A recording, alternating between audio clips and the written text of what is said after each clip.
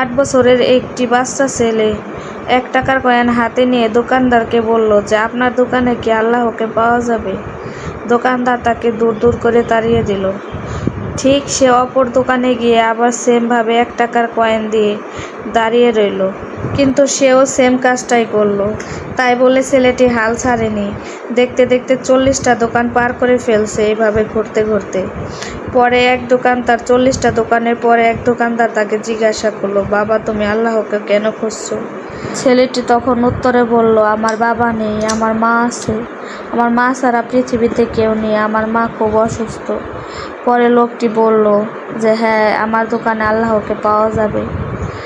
তো ছেলেটি ১ টাকার কয়েন লোকটার হাতে দিল। তো সে দোকানে অনেক খোঁজাখুঁজির পর শুধু ১ টাকা দিয়ে ১ গ্লাস পানি ছাড়া তো আর কিছু দেওয়ার মতো ছিল না। পরে ১ গ্লাস পানি সে ছেলেটিকে ঢেলে দিল, তারপর বলল যে, তুমি তোমার মাকে এই ১ গ্লাস পানি খাওয়াবে। পরে ছেলেটি ওখান থেকে চলে গেল। তার পরের দিন রাত্রে ছেলেটির মার অপারেশন ছিল। ছেলেটির মা সুস্থ হওয়ার পরে যখন অপারেশনের বিলটা দেখলো, তখন সে খুবই আশ্চর্য হয়ে গেল যে অনেক পরিমাণে বিল। পরে ডক্টর বলল যে, অনেক পরিমাণে বিল, দুঃখের কোনো কারণ নাই, কারণ আপনার বিলটা একজনে দিয়ে গেছে, সাথে একটা চিঠিও দিয়ে গেছে। ভদ্রমহিলাটি যখন পড়ে দেখলো, সেখানে লেখা আছে যে, আমাকে ধন্যবাদ দেওয়ার মতো কিছু নেই, আমি তো মাত্র ওসিলা, আপনাকে বাঁচিয়েছে স্বয়ং আল্লাহ তাআলা, এবং ধন্যবাদ দিলে দেন আপনার বাচ্চাকে, সে তো ১ টাকা দিয়ে অবুঝের মতো আল্লাহকে খুঁজতে বের হয়েছিল। তার বুক ভরা বিশ্বাস ছিল যে তার মাকে একমাত্র আল্লাহ তাআলাই বাঁচাতে পারে। এর নামই বিশ্বাস, এর নামই ঈমান।